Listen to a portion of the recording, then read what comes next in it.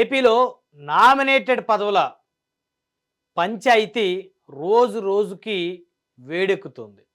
ఎన్నికలకు ముందు కూటమి అధికారంలోకి వస్తే నామినేటెడ్ పంపకాలు 3 పార్టీలకి ఒకే విధంగా జరుగుతాయని చెప్పారు.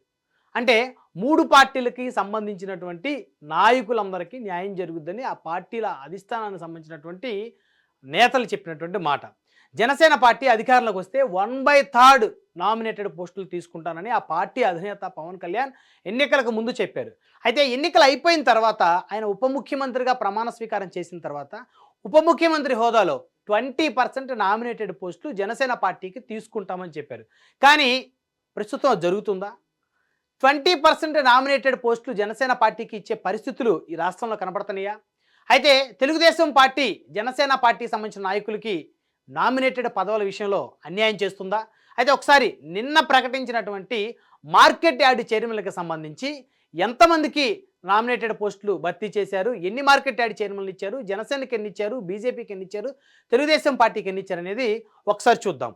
అయితే నిజంగా జనసేన పార్టీకి ఇచ్చినటువంటి నామినేటెడ్ పదవులు ఏవైతే ఉన్నాయో మార్కెట్ యార్డ్ చైర్మన్లు, దానికి సంబంధించి ఎంతమందికి న్యాయం జరిగింది, పార్టీలో నిజంగా కష్టపడి గ్రౌండ్లో పనిచేసినటువంటి కార్యకర్తలకు న్యాయం జరుగుతుందా, లేకపోతే లాబియింగ్ చేసుకునే వారికే మెజారిటీ న్యాయం జరుగుతుందా అనే అంశాలు ఒకసారి చూసే ముందు అసలు నిన్న రిలీజ్ అయినటువంటి ఆంధ్రప్రదేశ్ మార్కెట్ యార్డ్ చైర్మన్లకు సంబంధించి ఒకసారి ఎవరెవరు ఉన్నారు, ఏ పార్టీలకు ఎన్ని ఇచ్చారో ఒకసారి చూద్దాం. ఒకసారి నిన్న ప్రకటించినటువంటి నామినేటెడ్ పోస్టులకు సంబంధించి జనసేన పార్టీ ఎంతమంది మార్కెట్ యార్డ్ చైర్మన్లు ఆ పార్టీ కేటాయించారు, తెలుగుదేశానికి ఎంతమందిని కేటాయించారు, భారతీయ జనతా పార్టీకి ఎంతమందిని కేటాయించారు ఒకసారి చూస్తే 30 మందిని నిన్న ప్రకటించారు. ఆంధ్రప్రదేశ్లో 30 మార్కెట్ కమిటీ చైర్మన్లకు ప్రకటన జరిగింది. ఈ 30 మార్కెట్ చైర్మన్లకు సంబంధించి మనం ఒకసారి చూస్తే ఇక్కడ జనసేన చూద్దాం ఒకసారి. ప్రతిపాడు, బొందలపాటి అమరేశ్వరి, అదేవిధంగా అత్తిలి దాసం ప్రసాద్, అదేవిధంగా రైల్వే కోడూరు పగడాల వరలక్ష్మి, మైలవరం పొనకల్ల నవ్యశ్రీ. జనసేన పార్టీకి 4 మార్కెట్ యార్డ్ చైర్మన్లు కేటాయించారు. అదేవిధంగా భారతీయ జనతా పార్టీకి వచ్చేసరికి పాడేరు ఎస్టీ రిజర్వ్ నియోజకవర్గం పాడేరు, మాచల మంగతాలి ఒకరికి కేటాయించారు. ఇక్కడ అంటే ఓవరాల్గా 30 స్థానాలు కనుక చూసుకుంటే జనసేనకి 1/3 ఇస్తామన్నారు. అయితే పార్టీ అధికారంలోకి వచ్చిన తర్వాత అధికారికంగా జనసేన అధినేత 20% నామినేటెడ్ అని చెప్పారు. అంటే 20% అంటే 30 స్థానాలు ప్రకటించిన నేపథ్యంలో 6 స్థానాలు మార్కెట్ యార్డ్ చైర్మన్లుగా 6గురికి ఇక్కడ అవకాశాన్ని కల్పించాలి, కానీ కేవలం 4గురికి మాత్రమే కల్పించారు. అదేవిధంగా భారతీయ జనతా పార్టీకి 10% నామినేటెడ్ పోస్టుల్లో అవకాశం ఇస్తామన్నారు. సో ఇక్కడ వీరికి 10% అంటే 3గురికి కేటాయించాలి. ఈ యొక్క 30 మార్కెట్ యార్డ్ చైర్మన్లకు సంబంధించి 3 స్థానాలను బీజేపీ కేటాయించాల్సిన పరిస్థితి. కానీ అలా కాకుండా కేవలం 4 జనసేనకి, 1 భారతీయ జనతా పార్టీకి, అదేవిధంగా 25 తెలుగుదేశం పార్టీకి ఇక్కడ కేటాయించినటువంటి నేపథ్యంలో కాస్త అసంతృప్తి అయితే ఆ పార్టీ శ్రేణులు అయితే చాలా స్పష్టంగా కనపడుతుంది. ఎవరైనా సరే మాకు నామినేటెడ్ పోస్టు రాలేదు, మేము పార్టీ కోసం కష్టపడ్డాము అని చెప్పేసి ఎవరైనా మాట్లాడితే వారిపైన కోవర్టులుగా ముద్ర వేసేటువంటి కార్యక్రమానికి కొంతమంది తెలుగుదేశం పార్టీ శ్రేణులు చాలా ప్లానుడ్గా పకడ్బందీగా చేస్తున్నారనేటువంటి ఒక ఆవేదనను ఇటు టీడీపీ బీజేపీకి సంబంధించినటువంటి కార్యకర్తలు వ్యక్తపరుస్తున్న పరిస్థితులు ఆంధ్రప్రదేశ్లో చాలా స్పష్టంగా కనపడుతున్నాయి.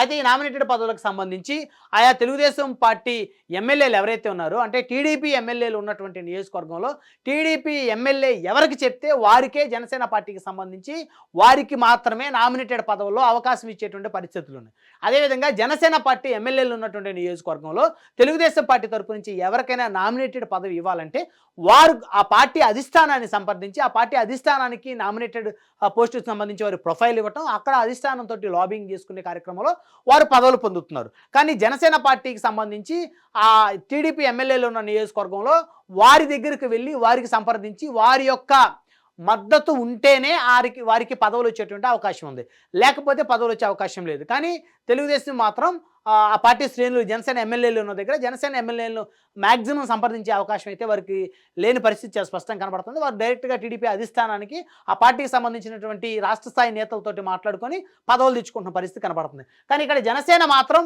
ఆ పార్టీ సీనియర్లు ఎవరైతే ఉన్నారో, నియోజకవర్గాలు ఇన్ఛార్జీలుగా కష్టపడి పనిచేసినటువంటి నేతలు ఎవరైతే ఉన్నారో బలంగా, వారైతే ఇక్కడ వారి యొక్క ఆవేదనను వ్యక్తపరిచేటువంటి అవకాశం కూడా లేకుండా పోతుందనేది అయితే చాలా స్పష్టంగా చెప్పొచ్చు.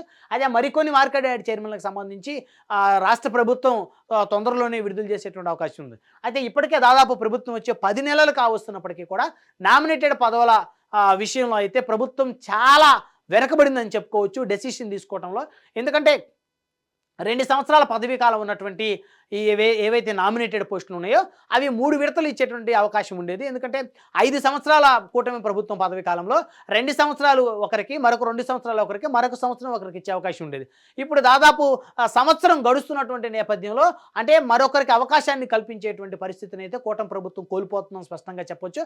తద్వారా రాష్ట్ర వ్యాప్తంగా అనేక మంది ఆశావాహుల యొక్క ఆశలకి చెక్ పడుతున్న పరిస్థితులు కనబడుతున్నాయి. ఇది కూటమి ప్రభుత్వానికి ఖచ్చితంగా భవిష్యత్తులో ఒక పెను ప్రమాదంగా మారబోతుంది. ఎవరైతే కష్టపడి గ్రౌండ్లో పనిచేసినటువంటి కార్యకర్తలు ఉన్నారో, ఎవరైతే నిజంగా నిస్వార్థంగా పార్టీల కోసం పనిచేశారో, టీడీపీ కానీ, జనసేన కానీ, బీజేపీ కానీ, ఆ పార్టీ కార్యకర్తల యొక్క అసంతృప్తి అయితే చాలా స్పష్టంగా కనబడతా ఉంది.